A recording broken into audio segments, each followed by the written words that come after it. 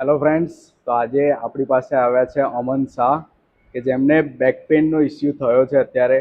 તો એમને પૂછીએ કે કેવી રીતે થયું છે અને શું શું તકલીફના લીધે એમ અત્યારે મારી સાથે ટ્રીટમેન્ટ લેવા આવ્યા છે. તો હેલો અમન, તો તમને કેવી રીતે બેક પેઇનનો ઇસ્યુ થયો?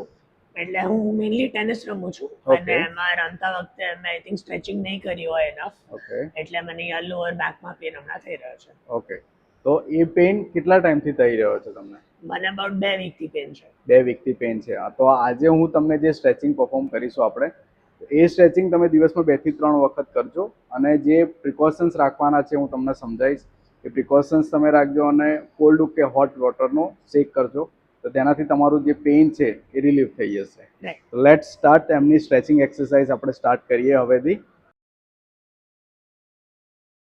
હેમસ્ટ્રિંગ મસલ્સનું સ્ટ્રેચિંગ પરફોર્મ કરવા માટે જે પગનું તમે સ્ટ્રેચિંગ પરફોર્મ કરી રહ્યા છો એ પગને ઢીંચણમાંથી સીધો ઉપર કરવાનો છે. એ પોઝિશનને તમારે 10 થી 15 સેકન્ડ સુધી હોલ્ડ કરી રાખવાનું છે. ખાસ વાતને ધ્યાન એ રાખવાનું છે કે બાજુનો પગ જે છે તે ઢીંચણમાંથી સીધો રાખવાનો છે. અને આ જ મુમેન્ટને તમારે 2 થી 3 વખત રિપીટ કરશો તો તમારા જે કમરથી લઈ અને થાપાના સુધીના જે સ્નાયુ છે એ એકદમ રિલેક્સ થઈ જશે અને તમારા દુખાવામાં રાહત મળી જશે તમને.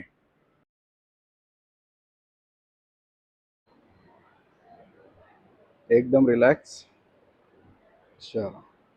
1, 2, 3, 4, 5, 6, 7, 8, 9, 10. રિલેક્સ. બીજું સ્ટ્રેચિંગ કાફ મસલ સ્ટ્રેચિંગ છે કે જે આપણા પિંડીના સ્નાયુનું સ્ટ્રેચિંગ છે. આ સ્ટ્રેચિંગને પરફોર્મ કરવા માટે તમારે એક પગનો પંજો તમારી તરફ ખેંચવાનો છે. આ પોઝિશનને 10 થી 15 સેકન્ડ સુધી હોલ્ડ કરી રાખશો. હોલ્ડ કર્યા પછી રિલેક્સ કરીને આ જ મુમેન્ટ તમે બીજા પગમાં બી પરફોર્મ કરવાની છે આપણે. અને આ જ રીતે 2 થી 3 વખત તમે 10 થી 15 સેકન્ડ સુધી હોલ્ડ કરી રાખશો.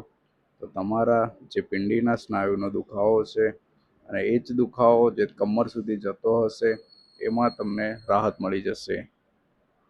1, 2, 3, 4, 5, 6, 7, 8, 9, 10. રિલેક્સ.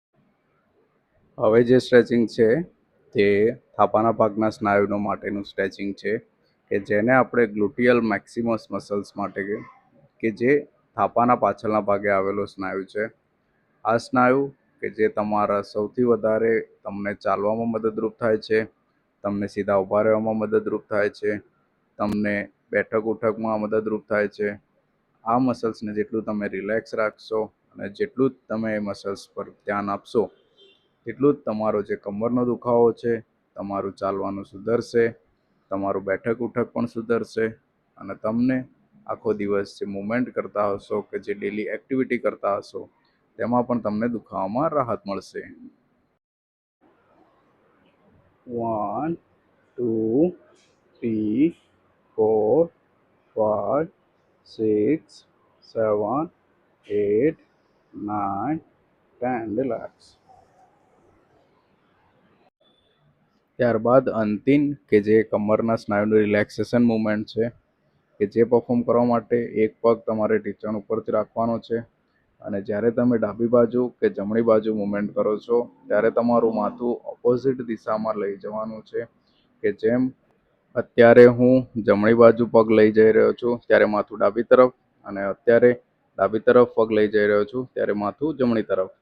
આ જ રીતે તમે બંને બાજુ 15 થી 20 રિપીટેશન કર્યા કરશો તો તમારા જે કમરના સ્નાયુ છે એ એકદમ રિલેક્સ થઈ જશે અને તમારો જે કમરનો દુખાવો હશે કે સ્નાયુની જકડન હશે એ પણ તમને દુખાવામાં રાહત મળી જશે.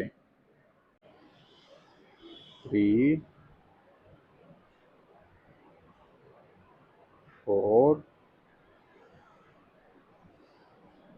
5,